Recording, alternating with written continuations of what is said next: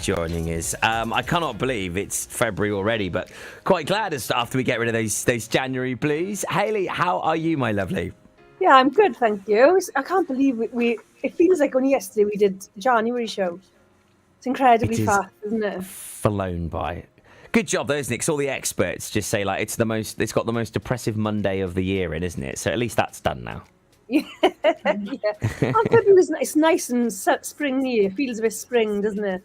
Today it was absolutely beautiful. This morning on the school run, everyone just seemed like really happy. Everyone, like all the parents were just like, it's such a lovely day. Cold though, my goodness, absolutely freezing. Tammy, great to have you with us here this evening as well. How the devil are you? I'm really well, Toby. And again, it's flown by, but I'd quite like January to go into the summer. I don't think we should do spring. We should just go into heat now. That would be lovely. I'm with you on that one. I am certainly a summer person. I love the heat. The cold, I really don't do it. I've had this coat on all day, and I've got another coat over there and another one upstairs. I'd happily wear like 2 or 3 coats, not a problem.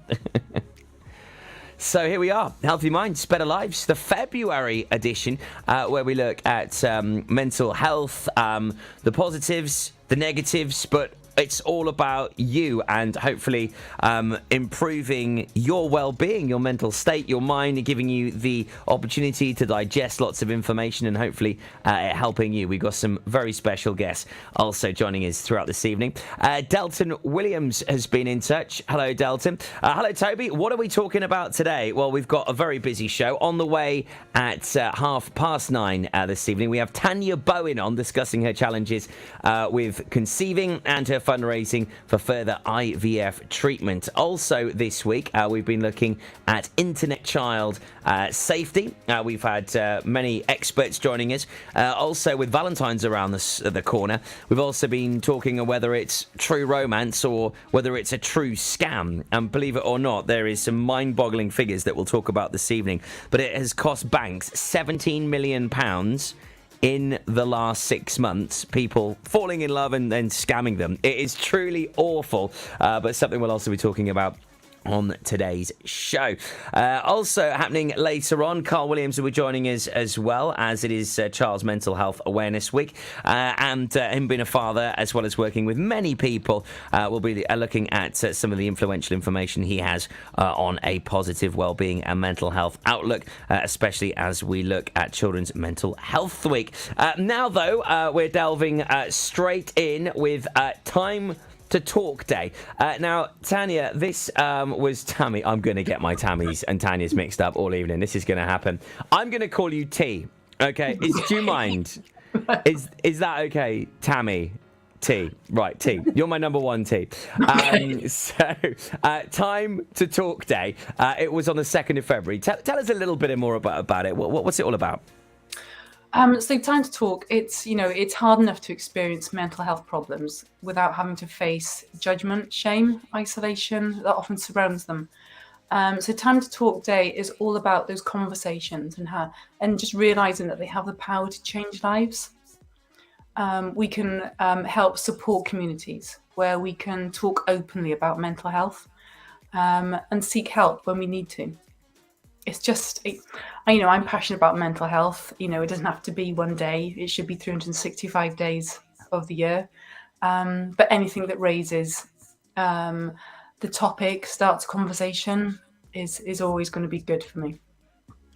So how long has this been running for now? Because it's sort of a collective effort, isn't it? It's run by Mind, Rethink a Mental Illness, and in partnership with the Co-op and support from Time to Change Wales, See Me and Change Your Mind, Inspire. So there's lots of collective joined up thinking on this day. There is, and that's how it should be, that kind of holistic approach.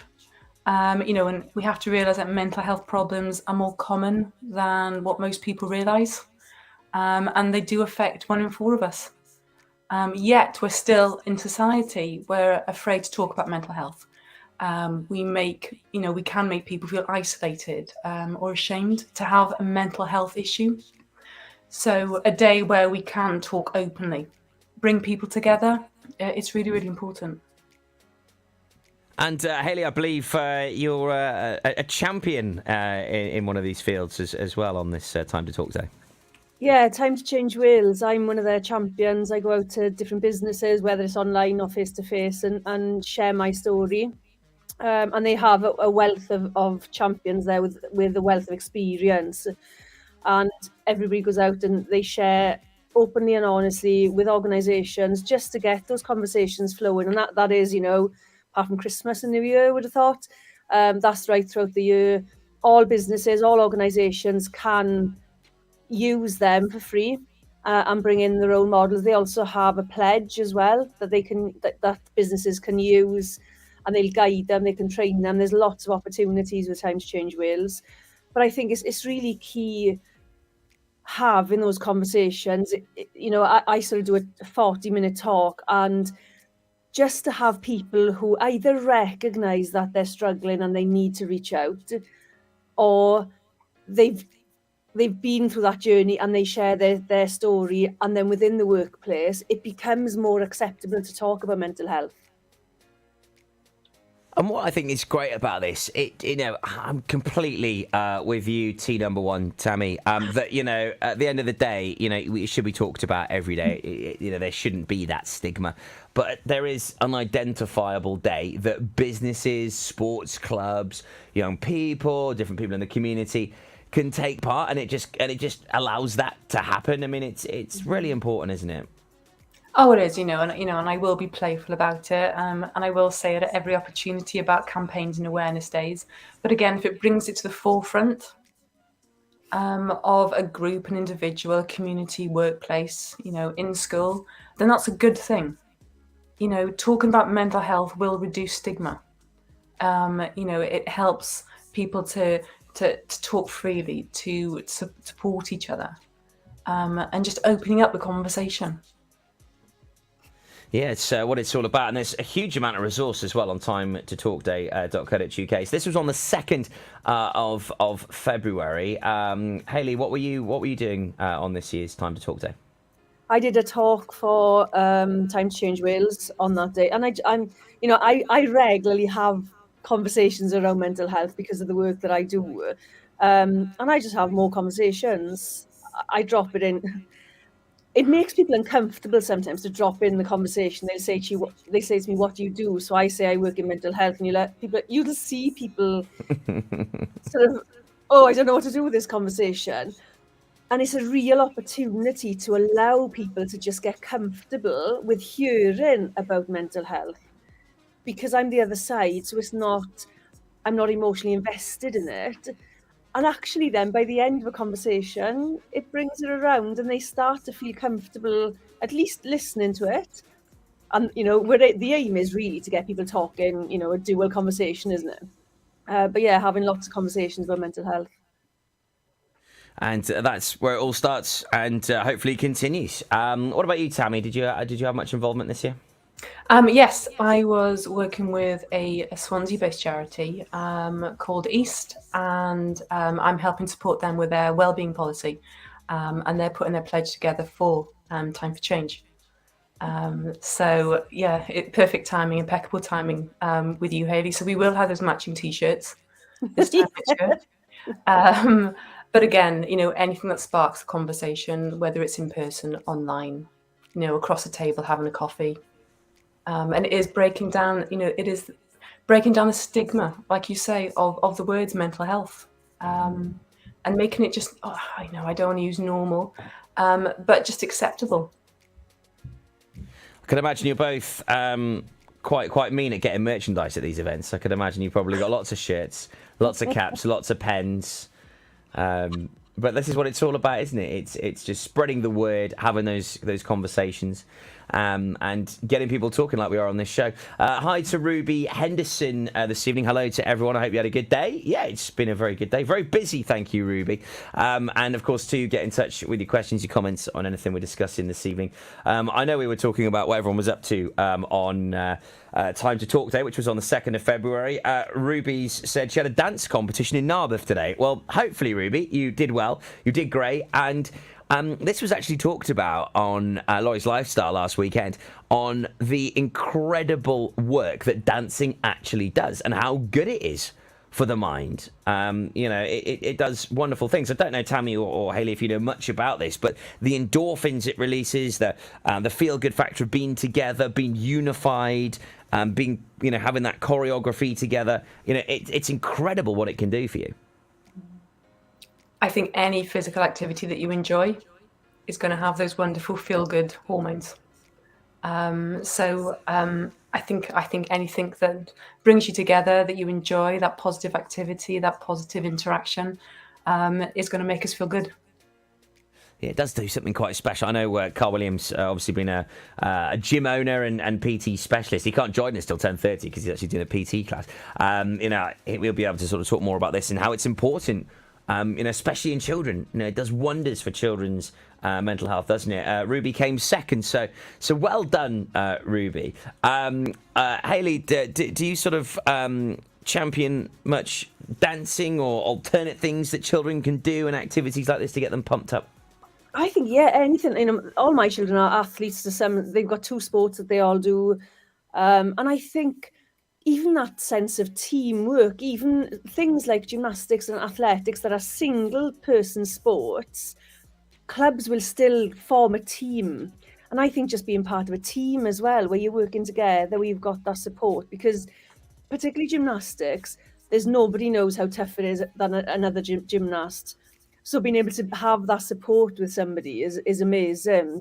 And I think if you've got something to focus on and learn, because you're constantly learning in different sports, in dance, and I can imagine the moves and the choreography and things like that, learning and focusing on things like that and growing all the time is another good step towards good mental health.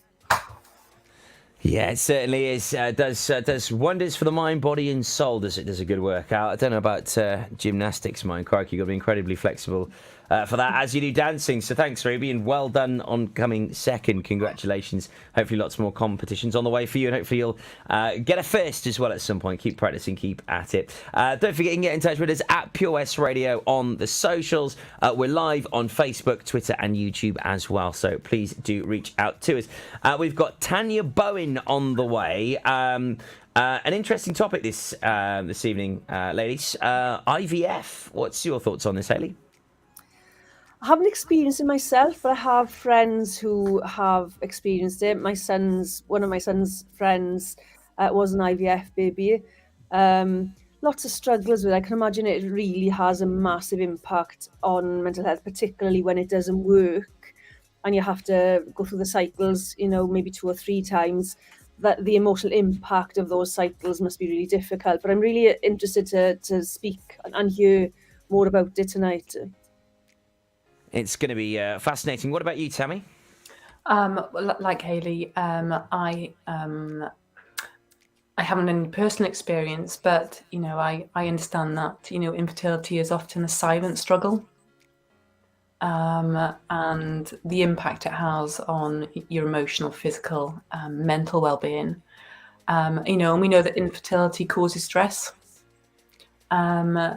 And then, you have that not wonderful question, but you have to think about whether or not stress causes infertility.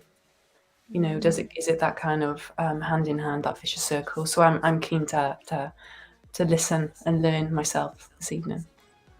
It's fascinating. We support Fertility Week, which runs every year. It was on the 31st of October to the 4th of November last year, and we do a week-long sort of program and campaign with Fertility Network UK, and just some of the guests that I have had the privilege of speaking to, it is remarkable, some of the things that people have done, and also just the odds stacked against them, and yet they've still managed to conceive, and it's so remarkably special. And I think that when you mention IVF, a lot of this, or infertility, a lot of it is usually on women. A lot of people think, they know there's something wrong with them, but it's us blokes as well. And you talked about stress and the impact of steroids or life-changing events. Sometimes it's been known that if someone has PTSD, they've been through a traumatic experience, that their testosterone levels are all over the shop, and then they aren't fertile. I mean, it's infertility and fertility. It's a big conversation, and I'm really intrigued to meet our guest this evening, which is going to be the lovely Tanya Bowen, and look forward to hearing her story. A very brave affair to join us as well, I must say. And they've also got a GoFundMe page set up as well to fundraise for further IVF treatment. So we'll certainly be talking about that and giving it a mention. She's on the way for us next, right here on Pure West Radio. Great to have you back with us this evening, ladies. Hayley Wheeler, Tammy Foley, and myself, Toby Ellis, with you here on Healthy Minds, Better Lives.